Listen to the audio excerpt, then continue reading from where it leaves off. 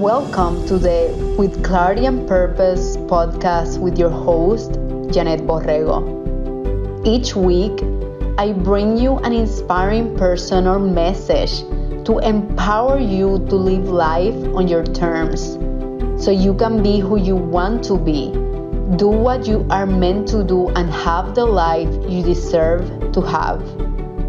We will provide you with practical and cutting-edge approaches to continue getting clarity and direction on your path, mastering your mindset, and gaining confidence to tap into your inner wisdom so you can live on purpose.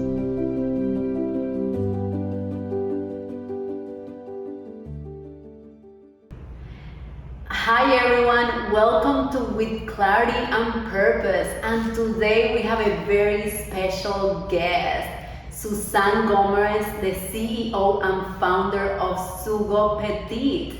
Suzanne, how are you doing? I am fantastic. Thank you so much for having me, Yanet. This is amazing. I really love seeing you achieving your dreams as well. Oh my God, you're the sweetest. You have been someone that since the beginning of my entrepreneurial path, you have been there for me every single time. Yes, it's been a long journey. It's been many years. I know, right? Since we met. Yes. Like how long ago? 2013. 2000. Oh my God, that's like 8 years. 8 years. Wow, that's crazy. I know. We had no idea we were going to be doing this years later. I know. All our ideas were only here, and now they are shining in the world. So. That's right, because when you met me, I was in corporate my first year, and you were. I was also in corporate. You were also in corporate. Isn't Yeah. that crazy? Yeah, it's so amazing. Awesome. It's so unique because it's so hard to really have that at the same time, with your friends, right? Mm-hmm. Yeah, it has been a beautiful journey. It has. And Suzanne, to start, tell us your background. Tell us where you're from. How did you actually make it here to the US, and how was your journey? Yes, originally, my background, my family, they were involved in the fashion industry, not necessarily the way I'm doing it. Yeah. But that was my dad. My dad was a tailor, couture, and all his brothers do something related to that field. Either they, do tailoring, or they have a clothing store, or they have a fabric store, or sewing materials. It's like that. That was my world. I grew up in that industry. Completely different to what I'm doing because I'm more on the scaling side of it, that I can scale. They were very local, but we learned those things here in the US. That's right. Wow. And then obviously, I guess my dreams are way bigger than I guess my uncles, my family. It just depends to what you're exposed, and I don't know, maybe since I was little, I always had bigger dreams. Yeah. I love what they do, and I love what my dad did, as a tailor. I love the dresses he made. I loved all the suits he made. It was beautiful. And so I always wanted to do the same thing, but I always thought I'm gonna be better. Why not? Right, he wasn't great. He was amazing. Yeah. But I always thought I'm gonna do bigger things and better things in the same field. So that was kind of like since a very young age I had that hunger, right? And born in Guatemala City, but then we moved away from the city when I was 6 years old. We went to live in this very rural area of Guatemala. It was all farming. Nice. Really, there was really nothing there. We didn't even have electricity where I grew up. Wow, I didn't know that. I lived there for 6 years with my family, and then they sent me back to Guatemala City because I wanted to continue. Well, they wanted me to continue with my education, so they sent me back to the city. I lived with my aunt since I was 12 years old, and it was a different experience. It's very rough when you leave your family very young. Even though my aunt was the best aunt, also she was such a great example for me. She taught me a lot of things that I didn't learn in my house, and she's almost like a second mom to me. But it was still very difficult, but I grew up very fast because of that, being away from your family. So it was a great experience. Back in the moment, it was painful, but now I am so grateful for that experience because it gave me a lot of grit and it gave me a lot of, I kind of like had to push away the fears. Since I was very young. I was gonna tell you that because even in my own experience, right, that I had to move away from my family when I was 9 years old. My family has been the biggest driver for everything I do, so I'm sure your experience hasn't been so different from that. Yeah, it is exactly. beautiful. Yes. So ever since a very young age, we all have fears, right? Yeah, It's- every single person. Right. And so, but since a very young age, I've learned to not to listen to that voice. Yeah. And so I've been very brave, I guess, since I was You a have kid. been. Yes. You are very brave. I've learned to I'm be very very bold, brave. which is good. Yes. And then, finished my career in Guatemala City as a fashion designer, I was the very first person to graduate college in my family. Wow, that's nice. It's That's so beautiful. funny. Yes, it's so funny because all my uncles are entrepreneurs, but they all started at a very young age to do their own thing. And that's But perfect. they never focused in education, and I am huge in education. Yeah. To this day, like I always feed my mind and my fields or all the areas that will help me to be a successful business owner, better designer. Yeah. In every area of the business, because you also have a business, so you know all the areas that you have. Yeah, to you work gotta on. learn everything, and Yeah. maybe at the beginning too, right? That you're delegating less and you're more responsible for many Right. things, and Right. you gotta know what's going on. So what a beautiful gift that your family had the foundation already of the industry that you are already in. Yes. Now, when for the first time you felt like that was it for you, that was like your purpose or an industry you wanted to be in? Well, it was actually when I moved to Houston. So in Guatemala, that was my world. Yeah, Right. that's what you knew. I grew up doing that, or seeing my family doing that. That's all I knew. Yeah. I would go. My aunt had also a fabric store, so I would go from there to some errands for her, and it was all fabrics related or sewing related. She had different seamstresses, and so she would send me to drop off fabrics, to pick up garments and all of these things. So I grew up with that, so it's been ingrained in me. But when I moved to Houston in 2007, I had big dreams. I'm going to go to the US and I'm going to become a fashion designer. So you always kind of knew that that was your dream, even Yes. coming to the US. That's Yes. cool. Okay. However, I got here and it was a completely different world, right? Because I didn't know anyone in the industry, and you're like, I wasn't shocked, right? Because I was like, what am I doing? Like, Wow. I left everything that I grew up with, and I come here. I don't know anyone in the industry. How do I do it here? And the business model that my family had in Guatemala didn't work here, because here is the consumer mindset. Yeah. Over there, it's different. People still enjoy to get their garments done, custom made. To this day, they still, you have a wedding, you go to get I your didn't know that. dress you have an important meeting, you go to the seamstress Wow. or to the couture That's to different. make you a special dress for that event. Here, that doesn't exist. Here is like, we want it now, I want to see it and try it right now. Right, exactly. Exactly. However, I still did about 5 years of custom made clothes in Houston Nice. for the first 5 years. Wow. And then I finally decided, you know what? I have to think this through. I need to come up with a different business model that will work for this space, for this country. But I didn't know, because I didn't have anyone to guide You me, didn't know right? better. And so then I found a job. I entered the corporate world, and I worked there for 7 years. And nothing related to fashion, and it was completely different market.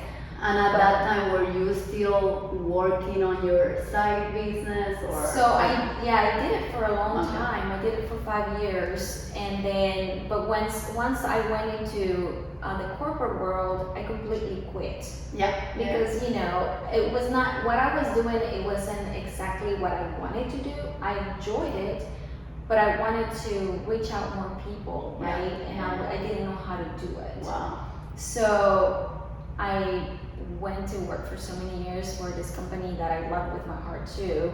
I left my second family there, 7 years there, and I loved working there. But of course, I would come to work, and in my mind, I was like, how am I going to achieve my dream, right, of becoming a fashion designer and serve a market that really would like my designs?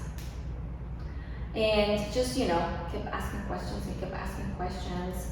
And I think after I met you, maybe around 2015, 2016, I finally decided, okay, well, let me start at least blogging about it, right? Just to stay I remember. in touch with it. Mm-hmm. So I, started blogging about it, and as I entered that world, then I started to, I guess, having those questions answered little by little, like I would meet someone and they would guide me this way, and I was like it was just so big for me because it's where I found so many answers, blogging.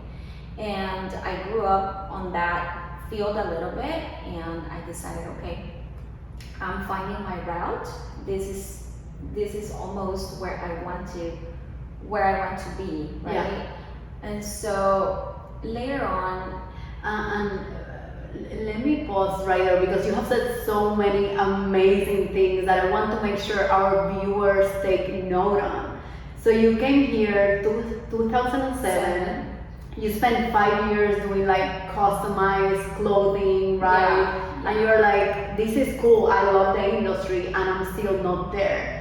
And then you jump into corporate, you're like, let me continue experimenting. And then after 7 years, you were like, I gotta resume my passion, and you started blogging. Well, during the 7 years, I still had it in the back of my mind. So I was working, full time for this company, but I would always have that little voice behind me. Yes. How are you going to achieve your dream? Like you still have that voice behind. So I kept listening to that voice. I love that. And it was until you start taking action and experimented that you continue gaining clarity and more clarity. Yeah. Cool. Yeah. Because sometimes people think clarity is like a thing that will come to us and then we know the exact steps we need to take. And it does take time, it does take action, it does take trial and error, experimentation to get there. So I love that you are describing every step of the journey. Yeah, exactly. Yeah. And blogging, it was completely out of my comfort zone because for that I had to be my own model, right? To model my styles, my taste, and it was completely out of my comfort zone because I created pieces for women to wear. And I also created many dresses for myself as well. If I went to a wedding, I would make my own dress. But you're not in front of a camera, right? Mm-hmm. So it just really opened up a lot of different experiences for me, and it opened up my mind in so many ways. Wow. The writing part of it, you're pushing yourself to do something different, completely out of my comfort zone. English is my second language. Yeah. So I was always afraid of making mistakes when I write to this day. But I'm like, it's fine. It doesn't stop you. It's like, hey, I'm gonna do it and see what comes out of this. Yes. So blogging, that's awesome. So you said during blogging you got a lot of your questions answered. Right. Was that through you seeking information or people interacting with you? How did that happen? Both. Me seeking information and also asking the people that I thought be able to help me or answer those questions, if that makes sense. Yes, right? that makes sense. It's like you have that intuition, right? Yeah. You know who to ask. Yes.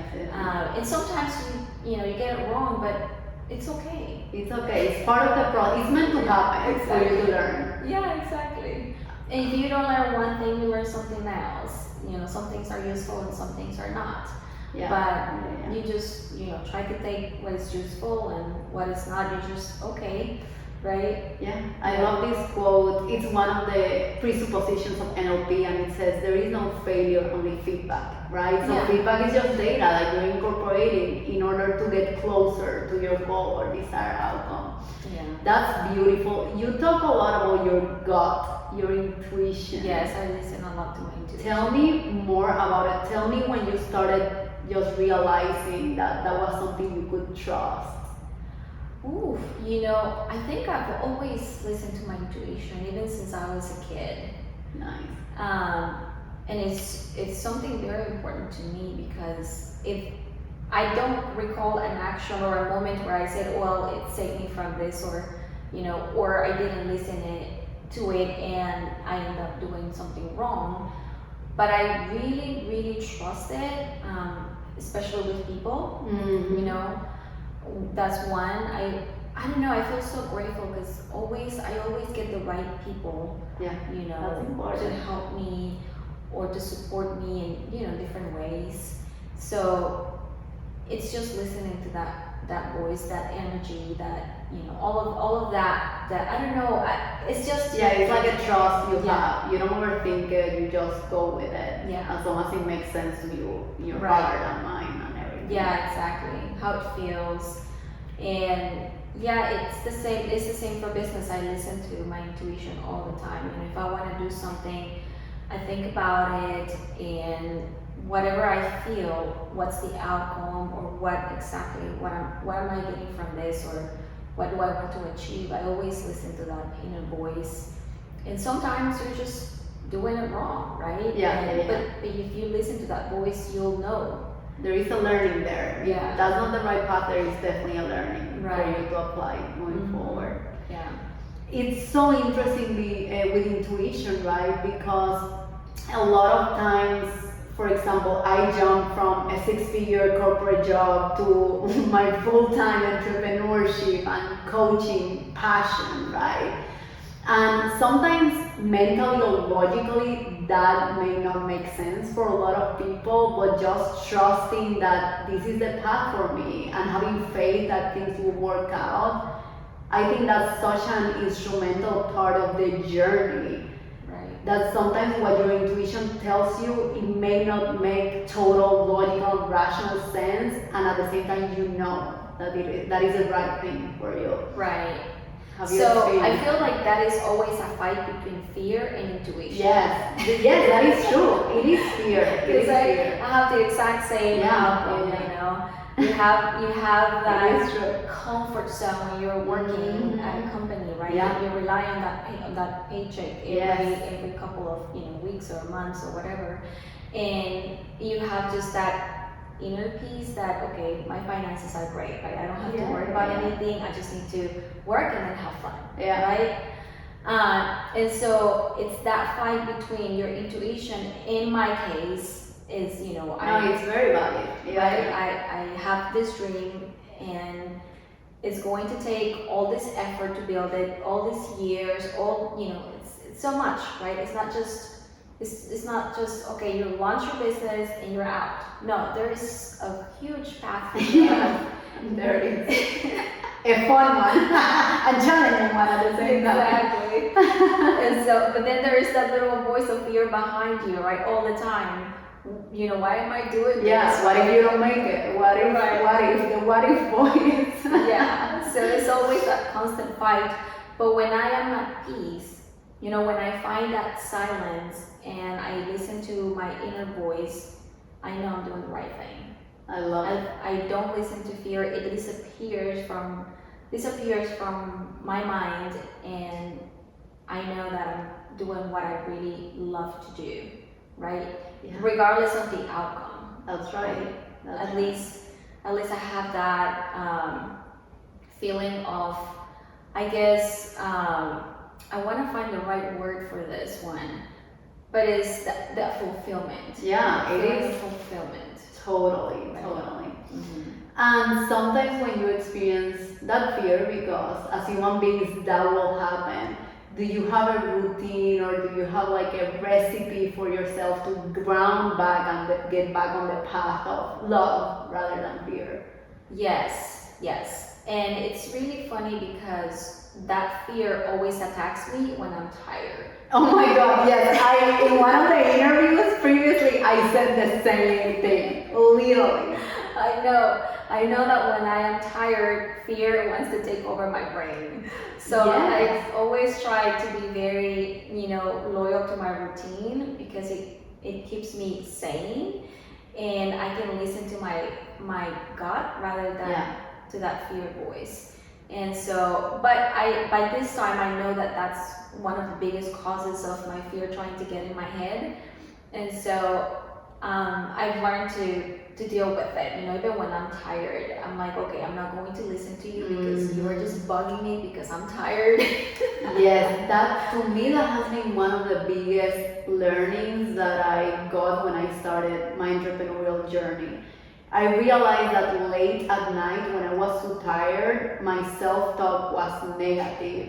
And I think awareness is the first step. It's like, Yeah. oh, this happens when I'm tired, like a lot of times. And I did exactly the same thing. So it's funny that you brought that up. I just separated that out, and sometimes I would just go to bed, and the next day I would feel totally refreshed and ready to go. Yeah, you're excited to start your day. Yeah. Yes. I do have some books that I love. Yeah.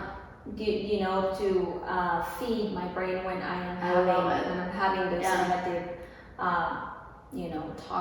self-talk. I am like, okay, this is not good. Let me go to Tony Robbins. Yes, He's amazing. I So love I go to his books and I'm like, okay. Feeling, sometimes I do it very, very early in the morning. If you don't get a really good night's sleep, first thing you wake up is like Yeah. negative self-talk. And the one thing I always do is I love to go work out first thing in the morning. And so I always have my cup of coffee before my workout. And the first thing I do, I'm like, okay, I'm not feeling great today. Let me listen to some positive books, get my mind right, and go to do my workout. And honestly, after I finish my workout, I'm like, okay, I'm ready to go. Even though I'm tired, I'm ready to go. Yeah. Awesome. So wake up, coffee, workout, listen at some positive books, and ready to start your morning. Yeah. Is there anything you do at night, or it's mainly in the morning just to prepare you for your day? No, I do prepare the day before. Okay. Because Cool. like I said, my sleep determines how my day is going to be. Yeah. And everything is mindset, right? Everything. Focus, productivity. It all depends on your mood. It all depends on what's in your mind. And so for me, it starts the night before. I love that. I make sure that I'm going to bed early enough to get a good night's sleep. Even what I have for dinner, I watch, because if I don't eat early enough, it would affect my quality of sleep. So I'm very, very much into nutrition as well. So I pay a lot of attention to all those things. Because you're right, everything is in the mind. Even the ability of me seeing yourself, everything starts here in the brain. Every single thing starts in the brain. So it's really important to take care of that. Yeah, I'm a complete believer of listening to your body. And sometimes, certain foods, they just don't sit well at night and they affect your sleep. Totally. It's funny because the first time I realized how important it was to take care of nutrition was after Unleash the Power Within with Tony Robbins, because he has one day that he speaks all nutrition. And before that, no one had ever talked to me about vegetables. I'm not exaggerating. That was in 2013, 2014. Isn't that crazy that we just don't get educated right a lot of times? Yeah. Correct. That's awesome. So good nutrition is an important one for you. Oh my gosh, yes. I am so strict with my nutrition. It's your energy, right? Yes. yes. I love that. For sure, my brother always makes jokes with me because I eat a lot of greens, and mosquitoes always bite me. And he says it's because of the greens, the mosquitoes bite me because I smell like greens. That is funny. I need to talk to your brother. It's a joke. that is funny. Yeah. Talking about books, right? You mentioned you love reading books. That's something we both share in common. I live and breathe books and knowledge. What are some books you would recommend to our viewers just to take care of their mindset? Oh my gosh, I have a couple of favorite books. I have a nice list. One of my favorite books is Think Big. Can't remember the author, but I love that book. I have that. You have that? I haven't read it, but I've heard great things of that. Yeah, I love that book. And the one that you recommended me a couple of months ago, Believe It. Oh my God, isn't that good? Such a great book. Ready to go. Yes, such a great book. I love Tony Robbins' books. Yeah. I have several of his books, and they're just amazing. They just get your mindset all the time. Like ready to go. Yes. Cool. So those are a few of my favorites. I honestly have a long list of favorites, but I don't recall it. Every time I need something, I always go. I have them for different fields. Sometimes I have books for marketing that I'm like, okay, I need to go back to this book because I had something valuable, and it had something really valuable, and I need to feed on it again. And then I also have business books. And it depends what my need is for the occasion, the week, the day. You kind of like go back and forth. I'm not necessarily good at recalling the names, to be honest with you. I just go search. You gave us a couple of ones, so that's perfect. Right, yeah. But those are the ones that actually I care the most because they get your mind, to the right places. I love it. Get your mindset. Thank you so much for that. Yeah. Now, going back to your journey, working in corporate, and you making the jump into full-time entrepreneurship, which is a big decision and an important one. How did that happen, and when did you know that was the right moment for you? Well, I worked on my business for almost a year while still doing the corporate the corporate job. And but I was still in the learning process, but it still worked, right? Because you're working towards I what did you the same. want.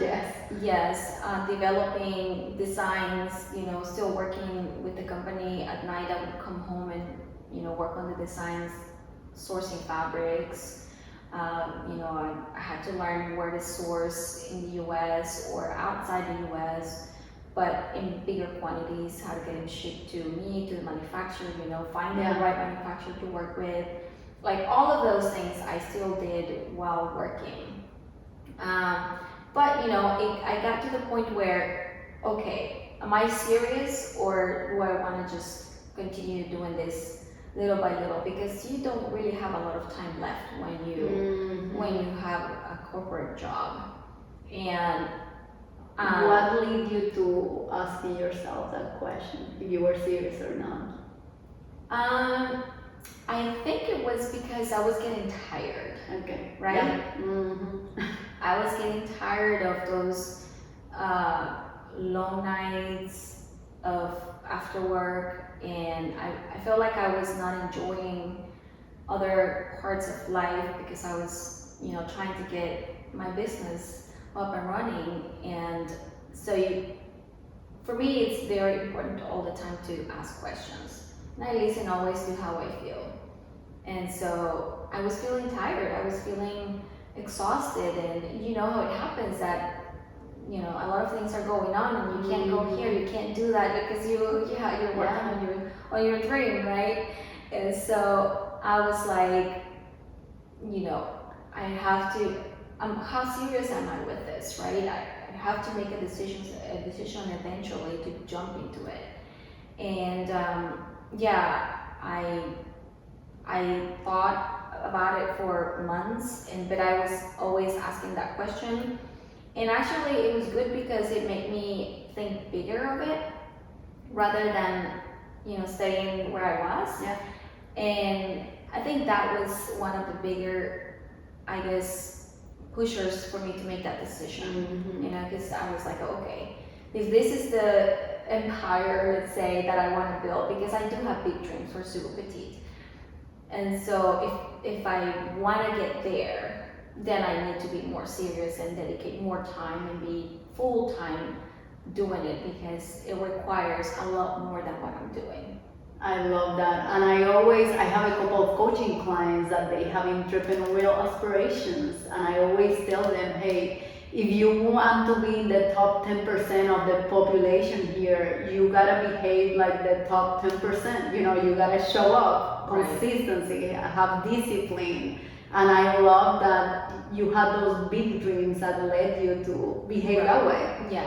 Yeah, exactly. I was like, if I can't take action, exactly, I'm not gonna go anywhere. And what was preventing me from taking action to expand, it was time. It was time, and because my time was 24 hours. Right. And then I tried to have a balance, so I never jeopardized my health for work. That's never been a choice for me. My health is first, so I would always wake up early to work out, to cook my healthy meals, and that was not a negotiable for me. And then you go to work. So I only had a few hours to work in the evening.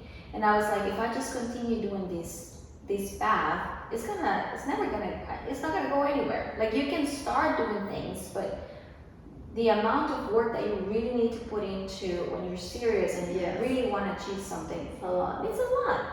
It's not just, okay, let me send an email here to say no. You just have to do many emails to see who's going to respond. And a lot of it happens in the background, like we see these beautiful dresses, right? We're wearing them right now. A lot happens in the background, which is things that people don't see, Yes, it's a lot of work, sourcing fabrics, talking to manufacturers, deciding on designs, what design goes with this fabric.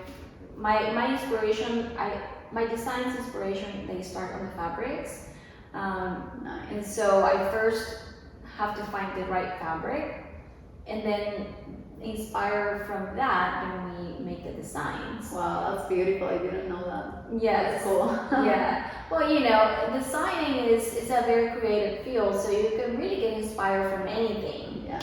But I make it to the point that I want to get inspired through the fabric, because for me it's important that the customer gets a quality fabric. So that's where the process starts with the fabric. Nice. So you made the jump. How long have you been full-time entrepreneur now? Since December of 2019. What? How exciting! Right, which was a really rough start, because then the pandemic hit in 2020. Talking about that, let's talk about the challenges of being a full-time entrepreneur, right? Because there are a lot of beautiful and fulfilling things, and there are also the other side of the coin, which are challenges. Yes. Tell me about your biggest challenges. Well, I have to say, I feel like everything is a challenge. Yeah. Absolutely everything, because as an entrepreneur, things change all the time. You don't have a set schedule. You don't have a set. Certain things are, just become normal in your daily basis, but everything is a challenge, right? Like, sourcing fabrics is a challenge, especially because I'm very focused on sustainability. Yeah. So finding fabrics that really speak to that side of sustainability is not that easy. The fashion industry is still very, very not involved with sustainability. So just starting from there, everything is a challenge. And then the designing process is a little bit of a challenge too. But those are like the easy challenges, right?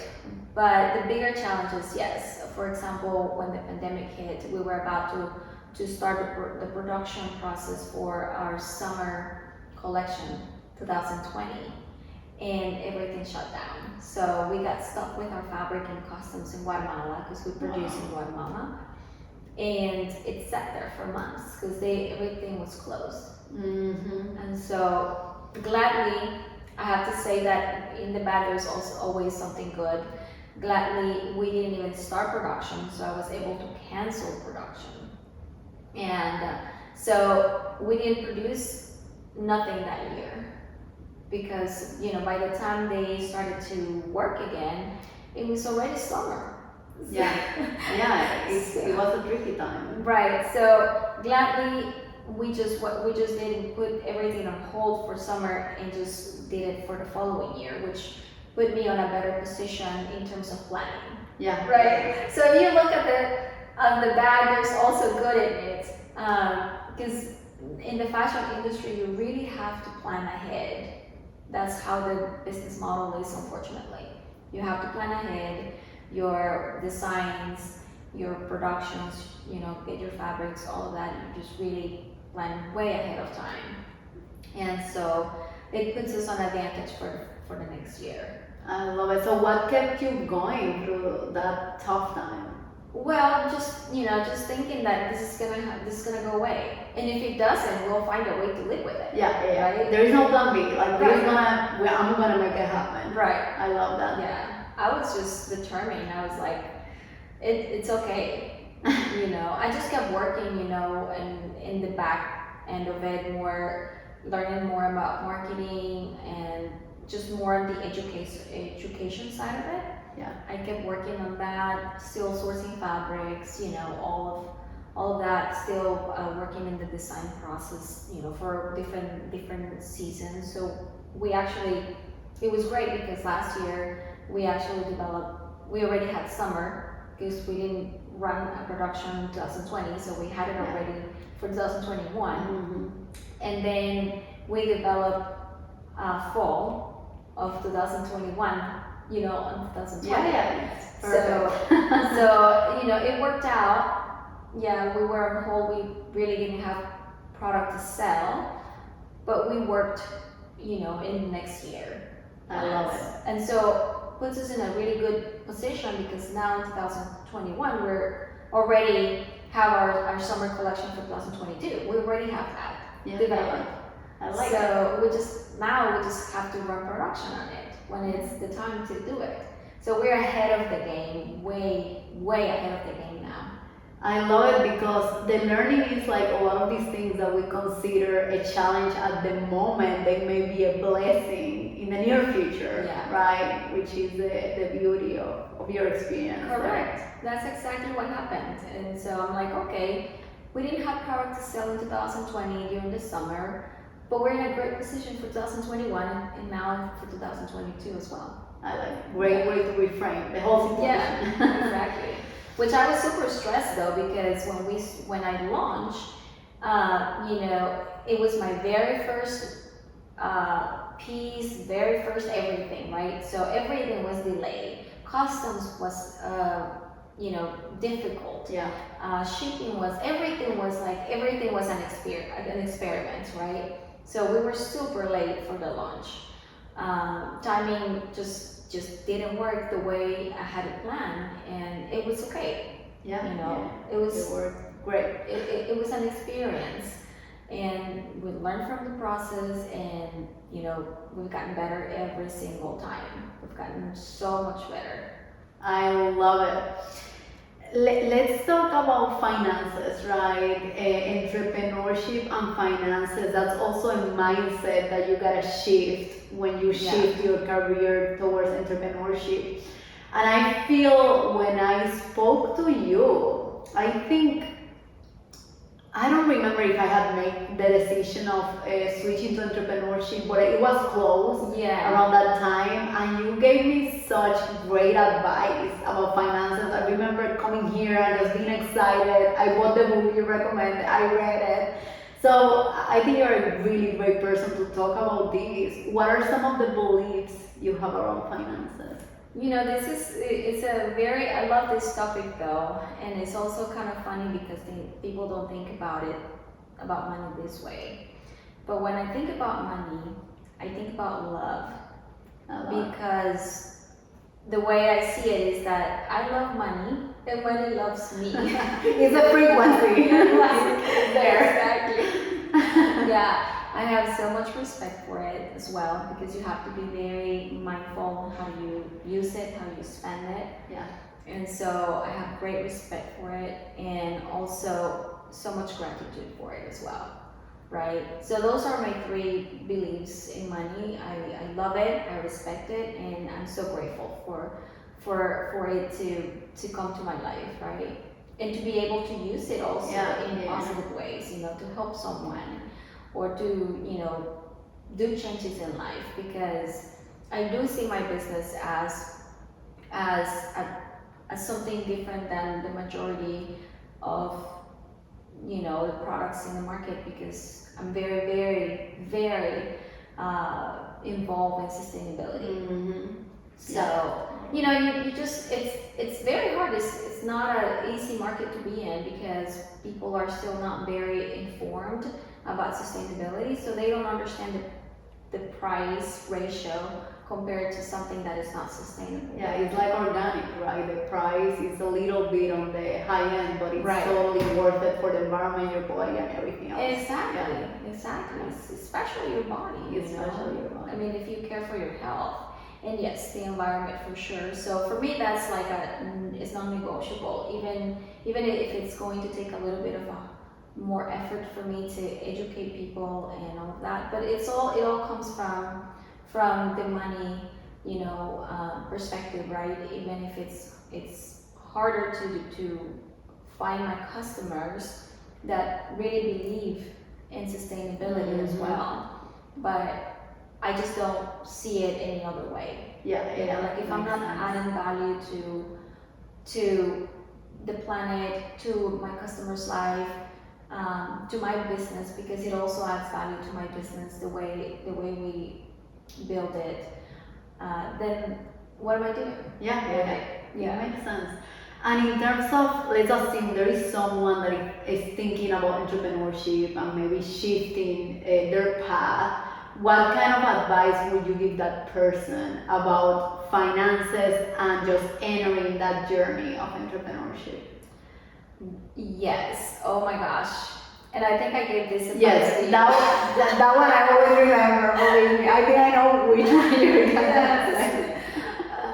Know exactly who your customer is. How you are going to make your money doing your business. Yeah. Right? Yeah. That is, you have to have that very, very clear. Yeah. And I remember you told me, think of different ways where you can bring money. And I have in my OneNote this tab with brainstorming ideas of projects I can do, or how I can create passive income doing coaching, like all these ideas. And I always think of you because you were the one who inspired me to think, I mean, if I have money, I'll be able to help a lot more people. If I have money, I'll be able to be on business for hopefully an unlimited time until I die, who knows. And so that's what's keeping you, that's part of the foundation. Correct. Yes. That's the most important part, I think. When you have clarity of your path, where you'll find the ideal customer, then your business. Yeah. If you don't have that, you can have all the other pieces of the puzzle, but if you don't have the clear idea of who are you trying to reach, then it's not gonna work out. I love it. And what is the book you recommended me? Oh my gosh. From Jen. I even forgot the title. Yeah. Oh my gosh. I forgot. You're badass making money? Yes, exactly. You're badass making money. That was so helpful and so good. It's a great motivator. Yes, I listen to it often. Yeah, you told me.